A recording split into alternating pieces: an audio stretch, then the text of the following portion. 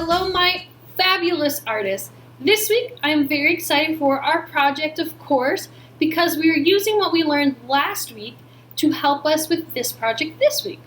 So, the last project, we were using the color wheel, and we are still going to use the color wheel.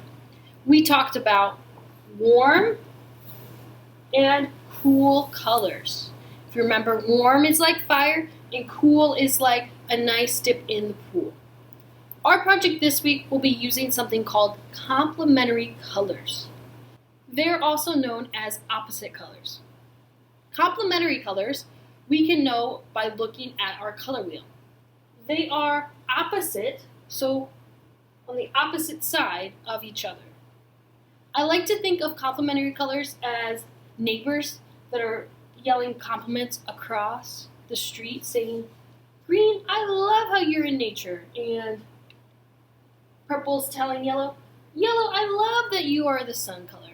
That's what I think of when I think of complementary colors, and if that helps you, remember it that way. So complementary colors are always across from the color wheel. We are going to practice some of that using what we see outside. So outside right now, the leaves are falling. Right now is a good time while we still have a bunch of leaves on the ground that we can see the details they have. You already know, but the leaf colors are yellow, orange, red, and green. Sometimes there's some that are like more maroony, but those are pretty much those colors. We will be making our leaves, and each one will be one of those colors. The background of each square will be that color's opposite color. So, you can see the color wheel behind me. So for green, the opposite of green is red. And I have that below too. So red, and then its opposite color is green. So for this side, we have orange, and its opposite color is blue. And for yellow, straight down, it is violet or purple. So this will be a nice tool or review about complementary colors. This is a 2-week project. You won't finish the whole thing this week, so make sure you save it in a safe space that you won't throw it away and that you know it won't get ruined. Let's get right into it. We are starting off our paper horizontal, and we are folding it from side to the other side, unfolding it, and then folding the bottom to the top.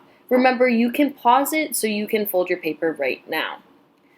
When it is all folded, we did the folding so we don't have to use a ruler and measure, but we are going to use either a black Sharpie, a crayon, or a black marker to go on those fold lines. So now we have 4 squares. To draw our leaves, I recommend drawing the veins of the leaves first, and then using that as a guide to what shape the leaves are. My leaves are all going different directions because I wanted it to look like when leaves are falling. You could have your leaves all different, or they could all be the same. Here's some inspiration for some different kinds of shapes of leaves. You could be inspired by the leaves in your own yard or on your own front door, or you could make up your own leaf shapes. That's all up to you. So once we have our 2 shapes, I'm going to go in with my last 2, and I'm trying to make one that looks like one that I saw in a picture. All of my leaves are going different directions. Some are going straight up and down, side to side. That's all up to you on how you want your leaves to be. Once we have our leaves drawn out in pencil and we're happy with them, we're going to go back in with a Sharpie, black marker, or crayon. I recommend if you don't have a Sharpie, the next best thing is a black crayon. We're outlining every single pencil line that we want to keep, and that's about it for this week. I only want to see the line drawings done for this project. Next week we will color it in using complementary colors. Good job!